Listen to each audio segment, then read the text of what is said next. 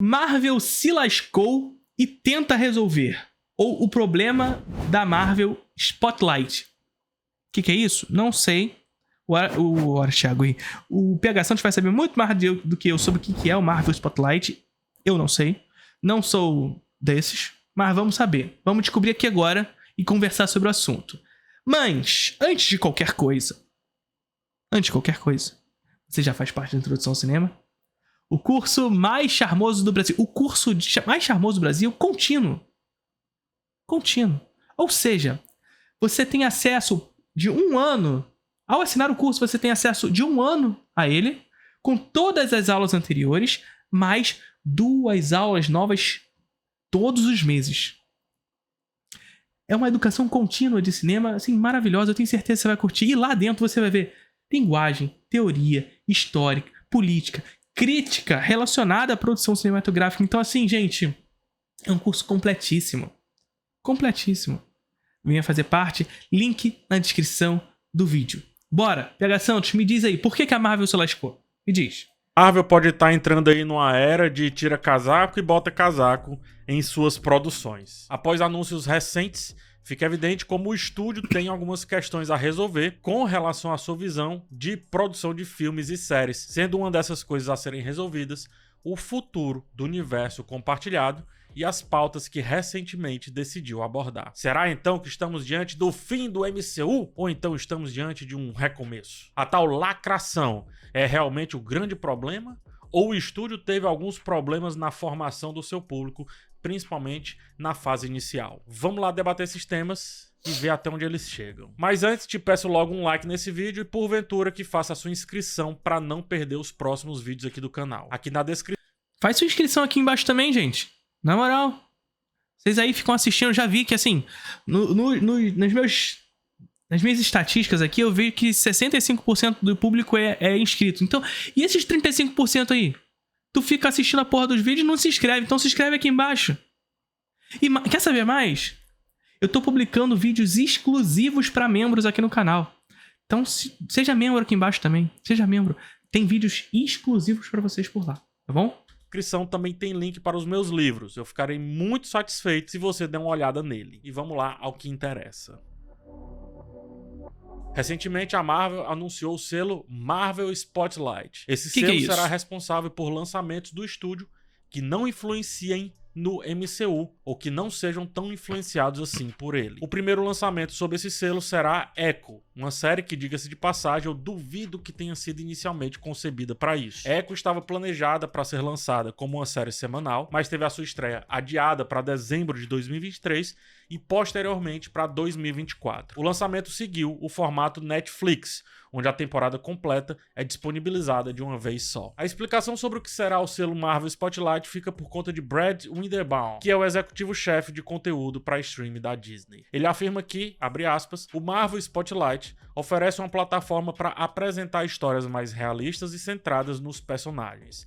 E no caso de Echo, um enfoque maior em heróis urbanos ao invés de toda a continuidade do MCU. Assim como nos quadrinhos, os fãs não precisam ler as histórias do Quarteto Fantástico ou dos Vingadores para apreciar um quadrinho do Motoqueiro Fantasma, e nosso público não precisa assistir a outras séries da Marvel para compreender o que está acontecendo na história de Maya. Maya é a protagonista, no caso, a Echo. Ou seja, o selo Spotlight serve para retirar os heróis do epicentro do MCU, dos Vingadores e de toda essa fase cósmica na qual a empresa agora aposta, permitindo também que heróis mais urbanos tenham as suas histórias independentes desse MCU. Isso se assemelha às séries da parceria Marvel, ABC e Netflix, e lembra uma separação muito clara que a empresa realizou nos quadrinhos durante o final dos anos 90 e início dos anos 2000, em resposta a uma certa rejeição do público que cresceu apreciando as histórias mais realistas da Marvel. Com histórias mais...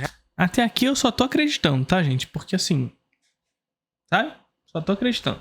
Realistas, refiro-me aos fãs do Homem-Aranha, que por muito tempo sustentou aí as vendas dos quadrinhos da empresa. Eu preciso retornar a um histórico não tão distante, só que em uma época em que o conteúdo lançado é extremamente abundante, parece até um passado milenar. Quando a Marvel iniciou a sua própria produção no cinema com o Homem de Ferro, uma grande aposta sob vários aspectos, ela chamou muita atenção.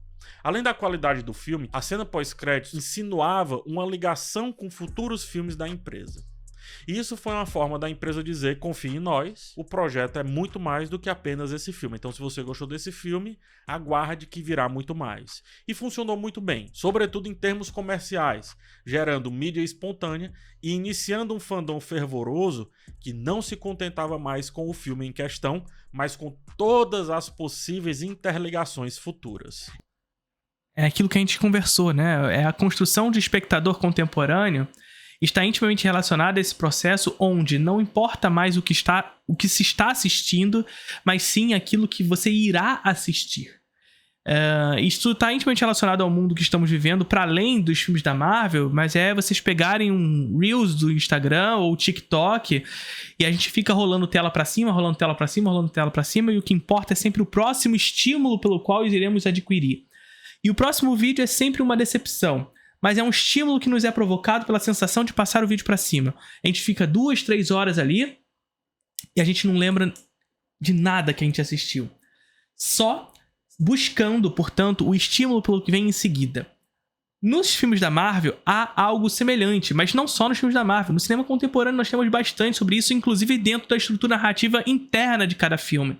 Então são filmes que cada vez mais dependem de estimular o espectador constantemente. Dentro da sua lógica interna, não é nem necessariamente que vai ter um próximo filme, mas dentro daquela lógica interna, eu preciso constantemente estar estimulando esse espectador. Caso contrário, ele desliga, ele pausa, ele vai olhar o celular, ele vai olhar o TikTok, ele vai ver a notificação do WhatsApp, ele vai fazer outras coisas.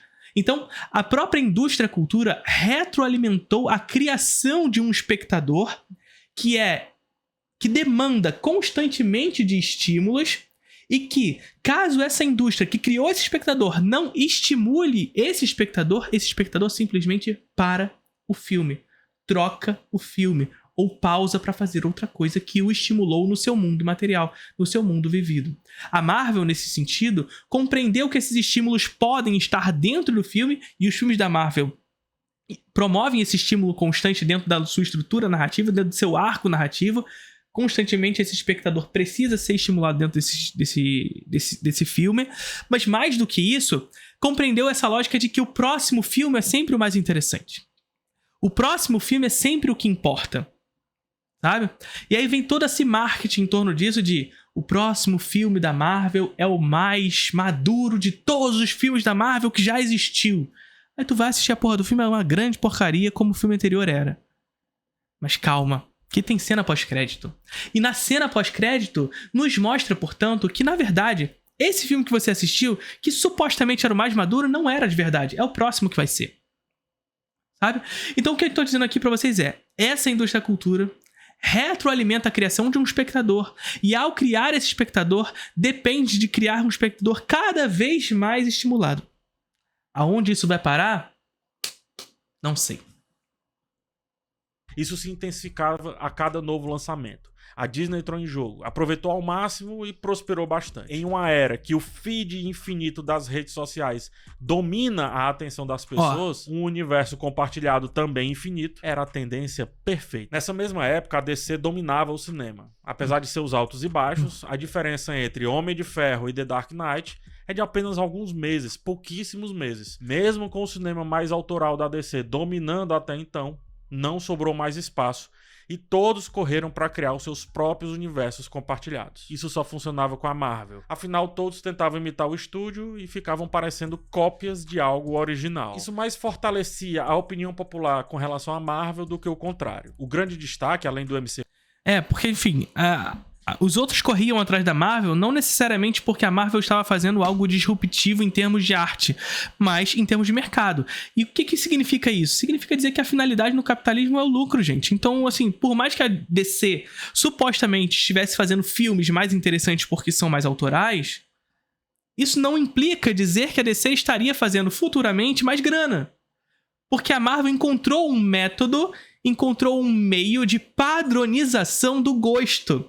E através dessa padronização do gosto, construir um público massivo que irá consumir novamente.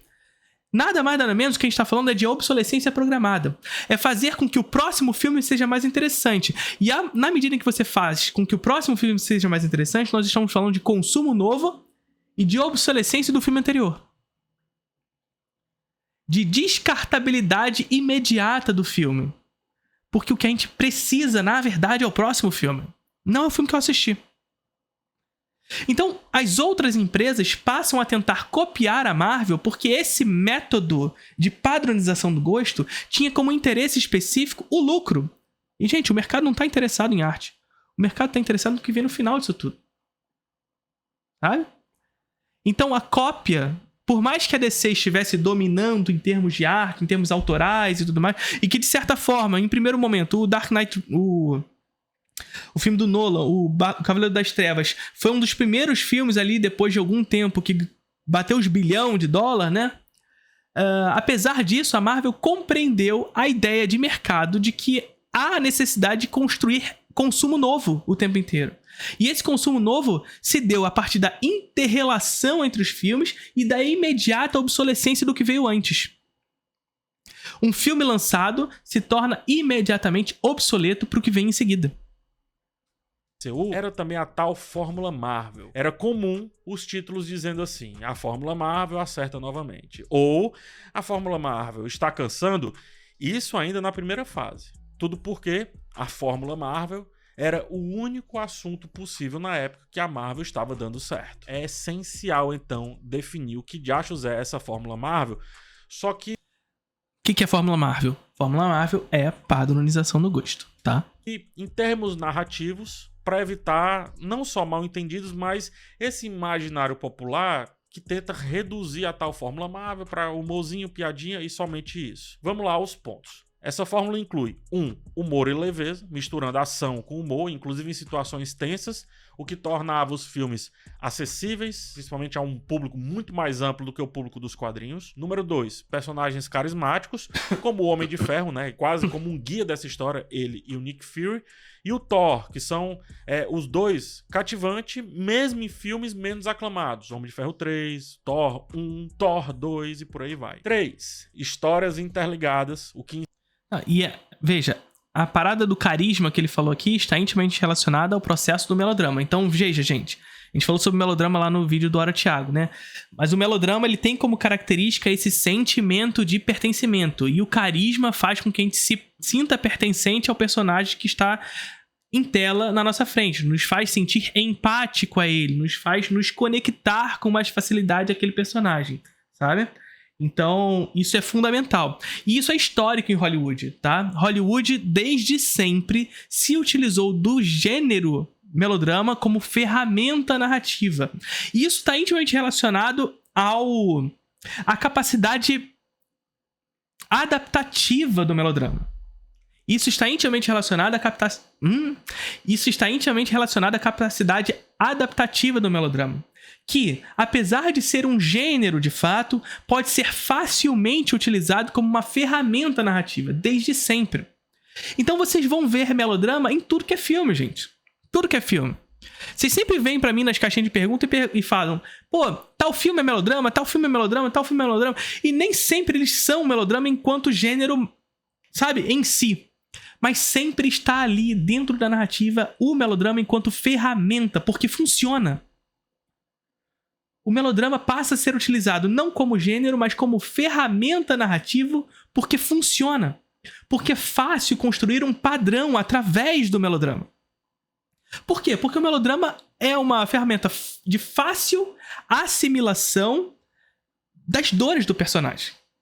De conexão com o personagem. De sentimento de pertencimento com o personagem. De conexão simplificada com a história. Percebe? E isso é histórico, porque desde sempre Hollywood faz isso. Desde o western, que já foi os blockbusters do passado de Hollywood, até os filmes da Marvel. Até os filmes da Marvel. Sabe? Então, o melodrama está sempre inserido nesse contexto. Inclusive, se a gente for pensar lá atrás, na época do...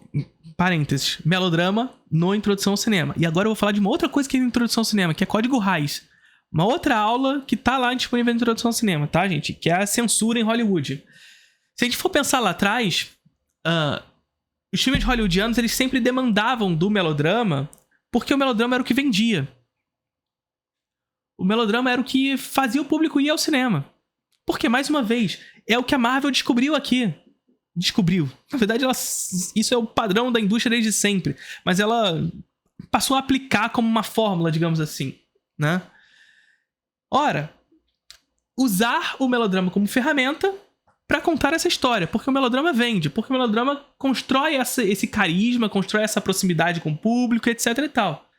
Lá no passado, os westerns faziam isso, o cinema noir fazia isso, sabe?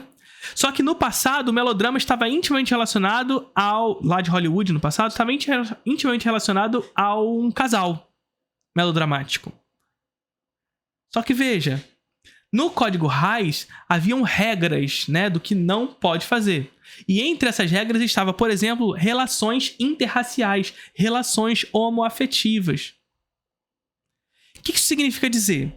Significa dizer que se o melodrama é um fator preponderante da indústria hollywoodiana e, portanto, um casal, mas não pode ter relações interraciais,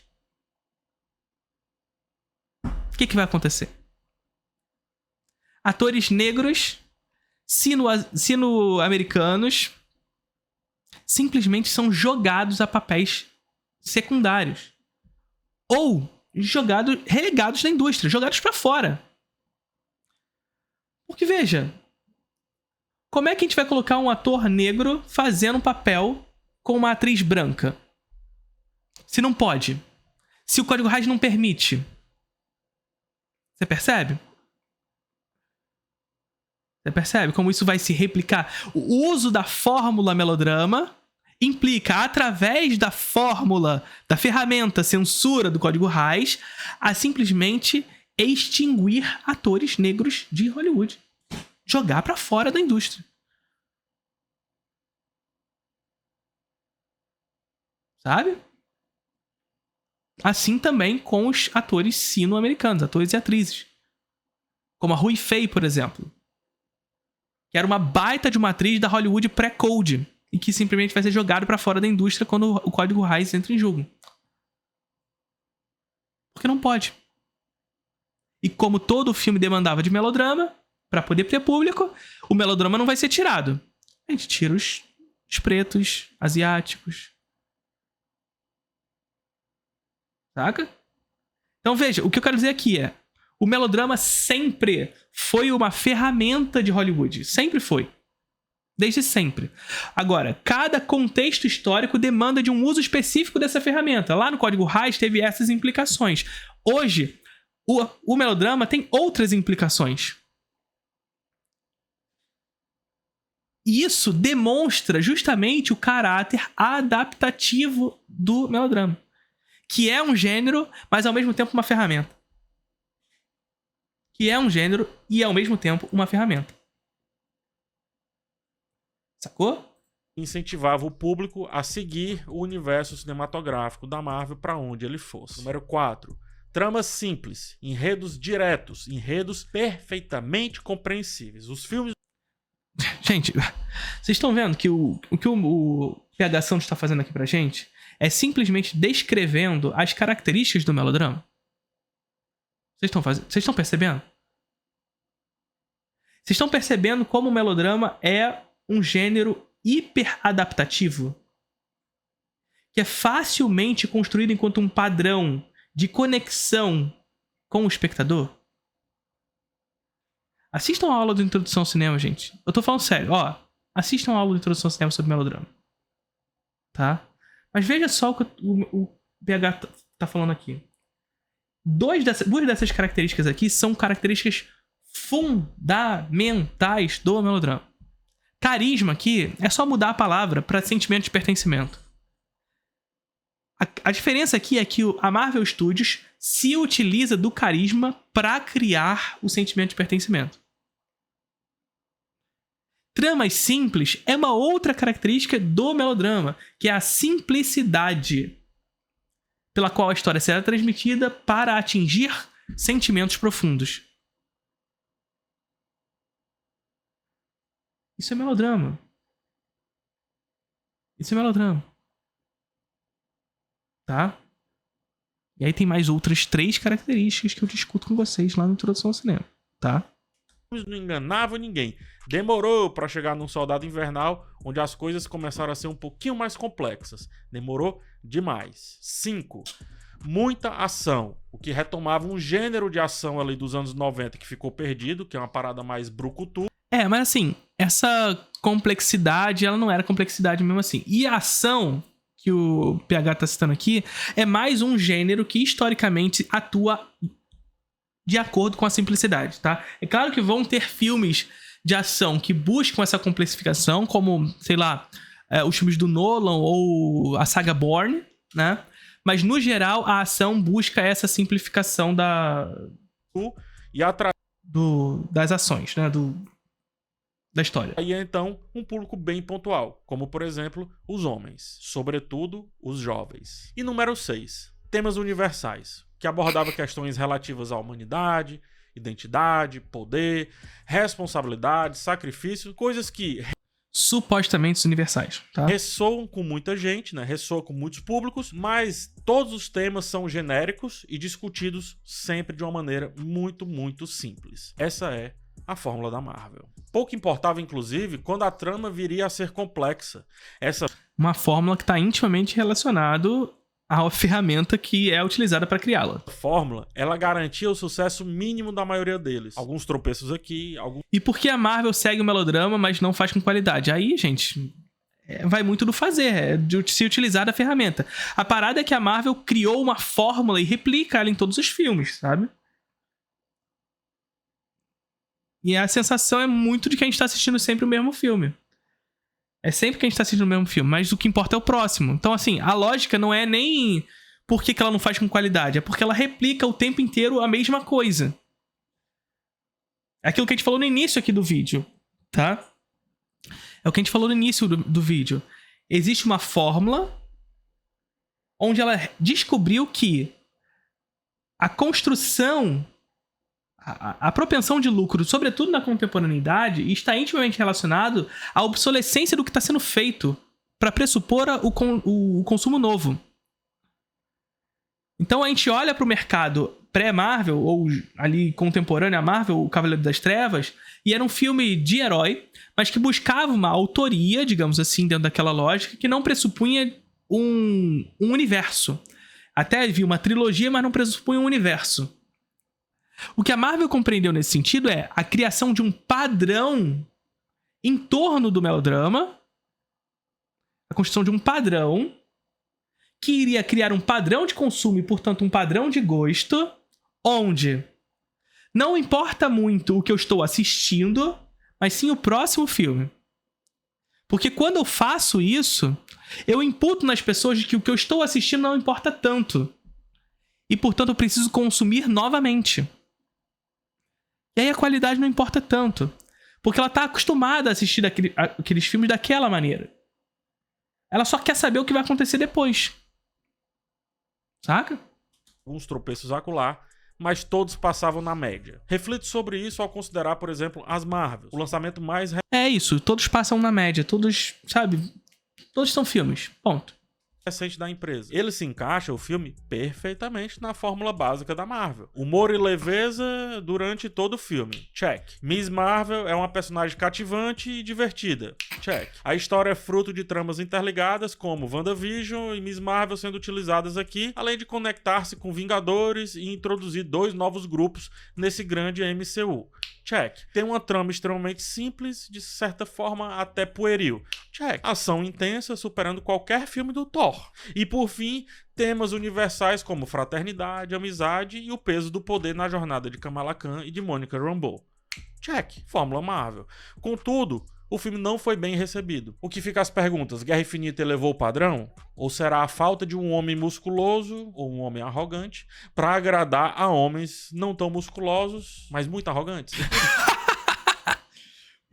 Isso foi muito direcionado. Muito direcionado. Te amo, PH. O termo mais associado ao filme foi lacração, como em Eternos, como também Capitã Marvel e alguns outros, cujos protagonismos ou temas abordam questões menos relacionadas ao Homem de Cavanhaque ou aos bíceps volumosos do Capitão América e do Thor, por exemplo. Segundo um texto aqui da Lucy, lá no site Little Agency, cujo título é traduzido Como o MCU moldou a cultura pop, ela diz a seguinte coisa, isso em 2019. A Marvel Studios apresentou uma gama de personagens ricos e diversos, incluindo fortes protagonistas femininas e abordando questões que refletem o humor mais amplo do mundo, influenciando as mentes das futuras gerações e mantendo os super-heróis relevantes na cultura pop. Fecha aspas. Volto a dizer isso em 2019. Ou seja, antes ali de Viúva Negra e etc. Então, esse novo apontamento da Marvel, com Capitã Marvel aparecendo, tínhamos também Pantera Negra.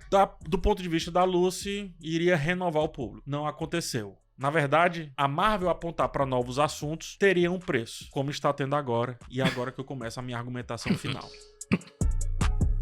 O crescimento de movimentos que não valorizam os temas que estão sendo trazidos agora acabaria por se rebelar contra a atual Marvel. Qualquer filme que apoie minimamente essas pautas enfrentaria uma onda de ódio, porque as pessoas estão dispostas a odiar antes mesmo de ver o conteúdo. A Marvel tem então, do meu ponto de vista, uma grande parcela de responsabilidade nisso. O estúdio demorou muito para realmente adotar essas pautas e incluí-las no seu radar.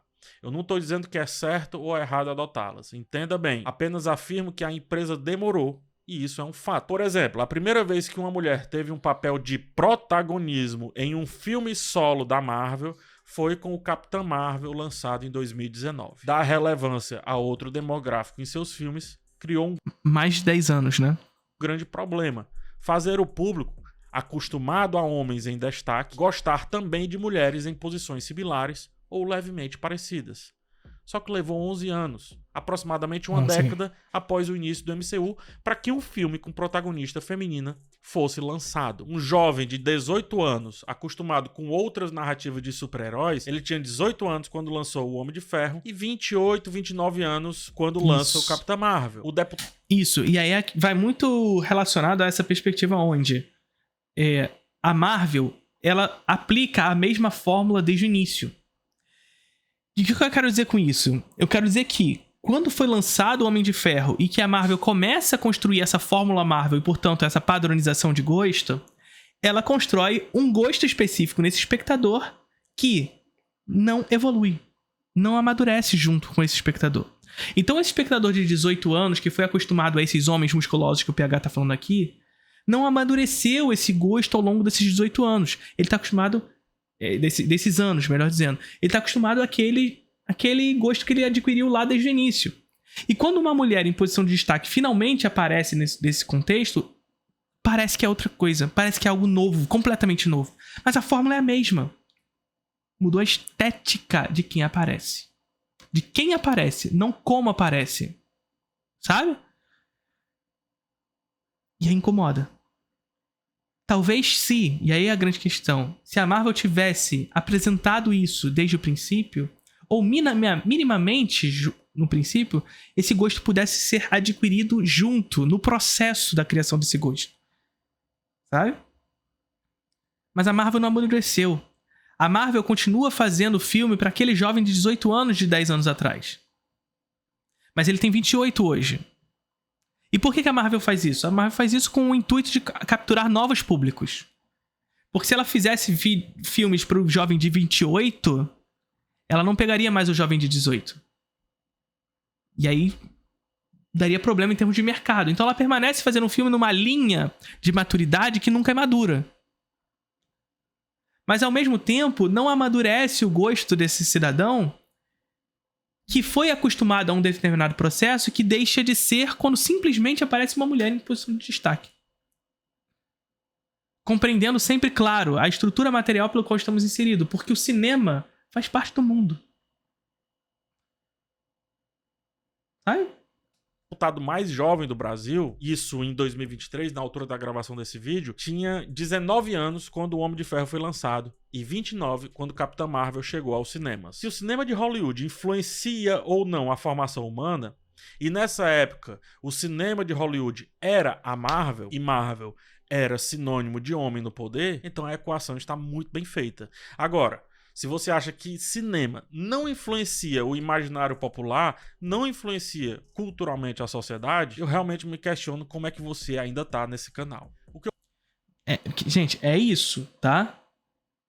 E eu já falei inúmeras vezes com você. Os Estados Unidos, hegemonicamente, impõem através da indústria cultura, ideologia. Inclusive através da guerra, né? Guerra... Primeiro, dominação territorial, seguida de dominação ideológica. E, historicamente, a indústria cultura foi ferramenta de disseminação de ideologia liberal norte-americana. Sabe? Então, a hegemonia norte-americana, econômica inclusive, global, se dá sobretudo e também ou seja, passa pela indústria da cultura. Vendendo para além das fronteiras dos Estados Unidos, o American Way of Life. Vendendo para além das fronteiras dos Estados Unidos o modo certo, o modo correto de se viver o mundo. Desde sempre. Sabe? O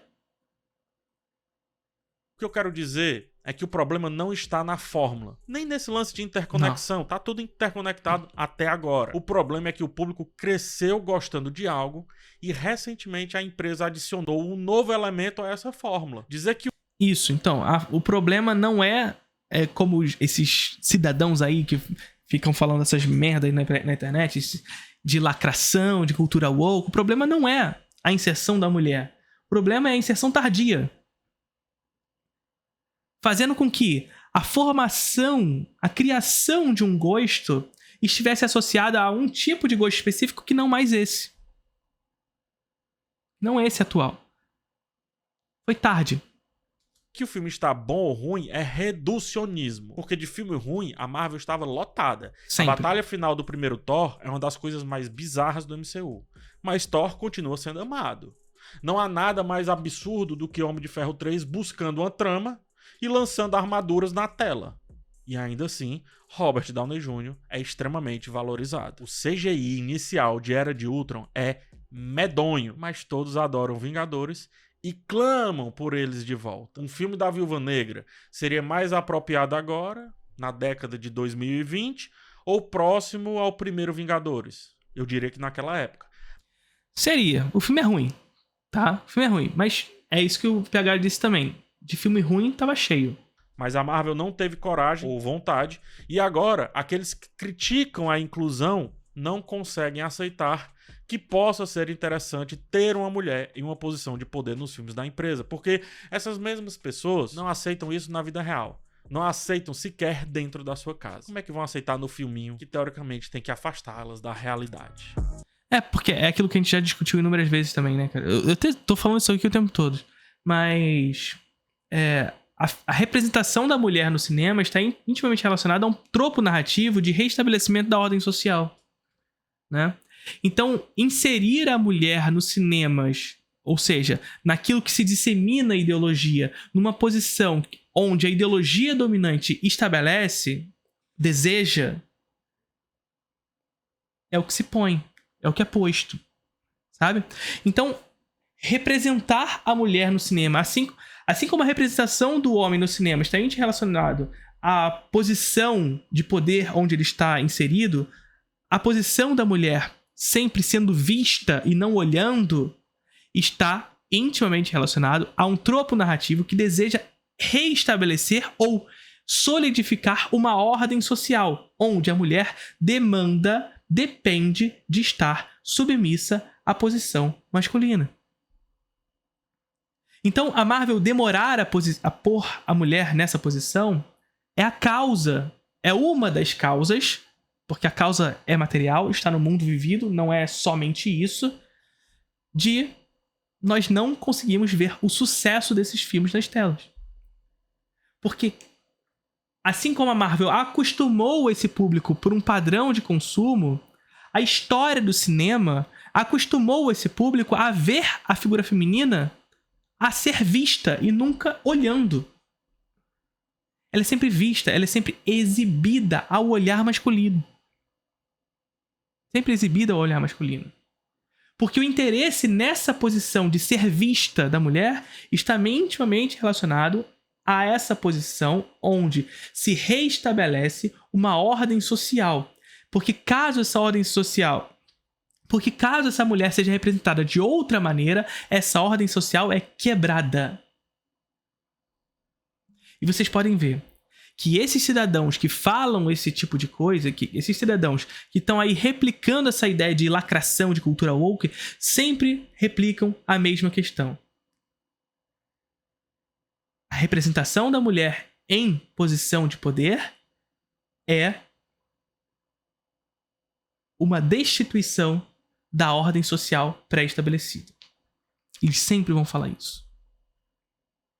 Que ordem é essa?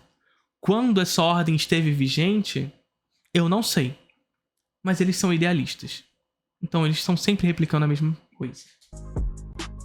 A sociedade contemporânea, essa que a gente vive hoje, como analisa muito bem o Byung-Chul Han em Agonia de Eros e Expulsão do Outro, é marcada por um individualismo exacerbado e uma crescente alienação do outro. Vivemos em bolhas tecnológicas, criadas pelas redes sociais, por outras plataformas digitais, que reforçam nossas próprias opiniões e gostos o tempo inteiro. Isso enquanto filtram e excluem o que é divergente ou desconhecido, isto é, essas bolhas nos ensinam a excluir o que está fora delas. Essa realidade se entrelaça com o que o Han ele descreve como o fim do Eros, onde a sociedade perde a sua capacidade de formar conexões profundas e significativas com o outro. Ao invés de relações baseadas na compreensão mútua, prevalece então uma certa superficialidade, como consequência direta de como o outro não é visto próximo de mim, se não for igual a mim. O inferno do igual, metáfora usada aí pelo autor, representa uma sociedade onde a diversidade é desencorajada e a intolerância à diferença é a norma. Nesse inferno do igual, não há espaço para o eros, isto é, para a conexão genuína, porque tudo se torna uma extensão do eu, levando a uma padronização sempre opressiva. O Marvel Spotlight é uma maneira de separar as possíveis estratégias da empresa e uniformizá-las cada uma em um lado distinto. Echo, série com a protagonista feminina, vai para o Spotlight e assim, caso não agrade ao público majoritário formado pela Marvel até então, a série será deixada de lado como um gibi de segunda categoria. Miss Marvel provavelmente também estaria nessa segunda categoria. Em outras palavras, o tal Marvel Spotlight é uma forma da empresa criar uma categoria menos prestigiada para agradar públicos específicos, enquanto tenta, na outra categoria, agradar um público que ela formou por muito mais tempo do que está tentando formar agora o seu novo público. Há uma crescente insurgência, ou seja, um crescimento muito grande de pessoas que são contra pautas representativas de minorias. Qual minoria? Qualquer. Vivemos em um contexto cada vez mais dividido. Todo mundo sabe disso. É a olho nu, onde o lado... Fazer um filme com representatividade seria um problema maior de aceitação hoje do que há 10 anos. Então, o que o PH está tentando... o objetivo do PH aqui é tentar dizer que se a Marvel, lá 10 anos atrás, quando começou a formar o MCU, partisse do pressuposto que essa fórmula Marvel servisse também para criar um gosto específico em torno da mulher em posição de poder, poderia ser que esse gosto já estaria hoje acostumado, sabe?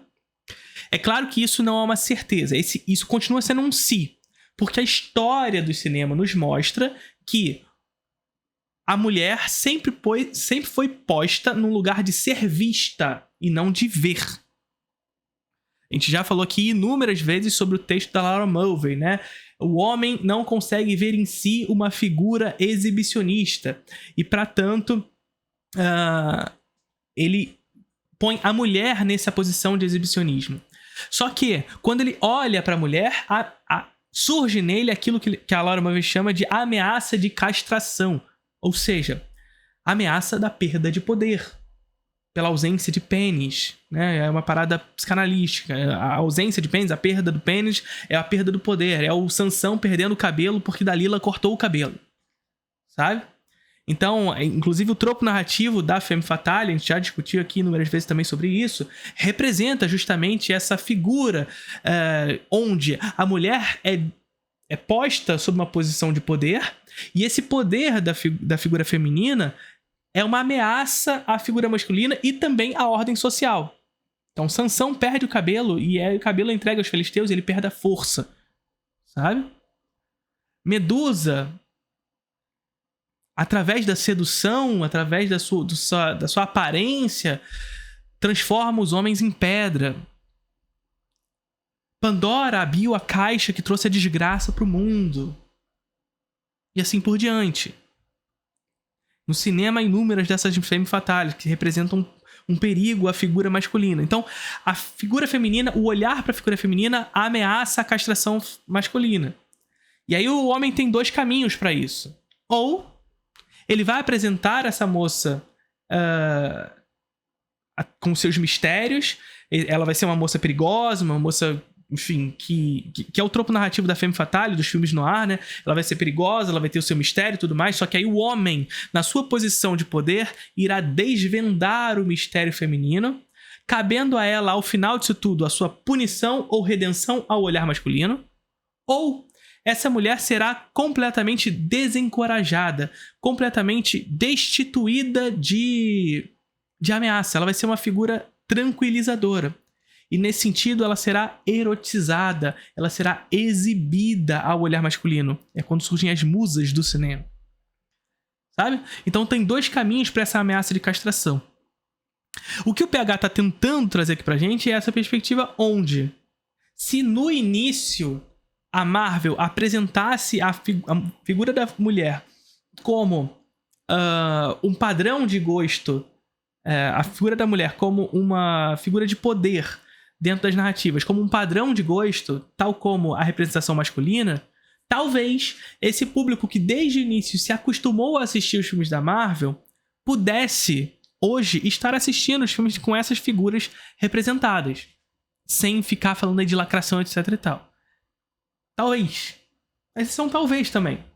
Eu acredito que poderia ser melhor mesmo, tá? Eu não acredito que não existiria as pessoas falando de lacração.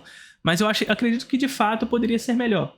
Poderia as pessoas estarem mais acostumadas num sentido mais popular, digamos assim. E mais do que isso, gente, essas pessoas que falam de lacração e tudo mais, elas são isso aqui, ó. Esse sentimento é sentido de uma maneira mais universal, digamos assim, mais no imaginário popular, sem mesmo, digamos assim, de maneira inconsciente. As pessoas não estão acostumadas a ir assistir a um filme de uma mulher no poder. Não porque é lacração, mas porque não estão acostumadas. Não é um padrão. Não é um padrão construído. Historicamente, não só com a Marvel. Historicamente. Mas que a Marvel poderia tentar, ali naquele processo, criar esse padrão de gosto em torno da Fórmula Marvel nessa direção.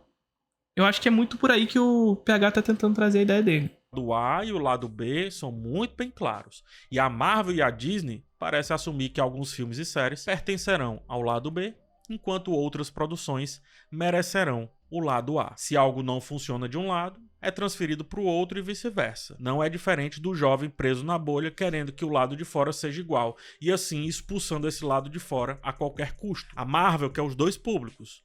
Porém, tem muita gente mais que não tá acompanhando a Marvel, de ambos os lados. Se ela tentar agradar os 2, eu acho que ela vai acabar agradando nenhum. É aquela coisa, mais vale um passarinho na mão do que 2 voando. Eu acho que ela vai ter 2 passarinhos voando. É verdade que também é uma forma da empresa economizar em várias produções, de modo a se proteger das críticas de que esse filme ou série nem parecem da Marvel. A desculpa é que o filme ou série é menos luxuoso porque faz parte do Marvel Spotlight. Também é uma solução para não colocar um personagem como o Demolidor em uma espaçonave, o que não faria nenhum sentido.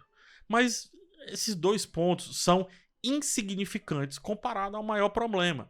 A Marvel formou um público e agora quer outro. A Marvel cultivou um público que cresceu limitado em uma sociedade cada vez mais intolerante e agora não sabe o que fazer com isso. Portanto, varre para debaixo do tapete e espera para ver o que acontece. É um jogo de tira casaco, bota casaco. ora desfaz o universo compartilhado.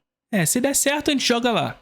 Ora restabelece conforme lhe convém. Ora coloca o personagem ali e acolá, ora coloca o personagem no outro canto. E assim segrega mais ainda o que já está tremendamente segregado. Mas é o capital. Então vale a pena tentar abraçar os dois e fazendo muitas concessões do que realmente acredita ou não. Camarada, eu falando capital de novo, PH Santos. Mas vamos lá. É mais ou menos isso aí, né? De novo, eu acredito que de fato a Marvel poderia, se ela fizesse isso, pode ser que as pessoas tivessem mais costume de fato. Eu acho que teriam de fato mais costume, mas isso não significa dizer que... Porque assim, a gente não pode separar a existência da Marvel da realidade histórica, né? E historicamente, não só no cinema, mas no inconsciente coletivo que se cria a partir das narrativas que se passam ao longo da história, a posição do homem sempre foi uma posição de poder, e a posição da mulher é uma posição de que, ou apaziguadora, e portanto, que depende de ser salvada pelo homem, protegida pelo homem, ou perigosa, por tentar ser poderosa. Sabe? Então, esses são os tropos narrativos que são nos inseridos ao longo da história. Então, sabe? Que são intimamente correlacionados a essa posição de um reestabelecimento de uma ordem social. A Marvel poderia tentar mudar essa história? Mudar a história acho muito difícil. A Marvel ter essa posição. Mas, de fato, tentar conquistar através do mercado uma posição onde ela vai amadurecer esse público. Mas isso não foi feito por falta de coragem? Não, porque esse é o padrão. Porque essa é a indústria. Tá? Não acho, como o PH falou aqui, que foi falta de coragem, porque coragem seria esse sentimento universal, sabe?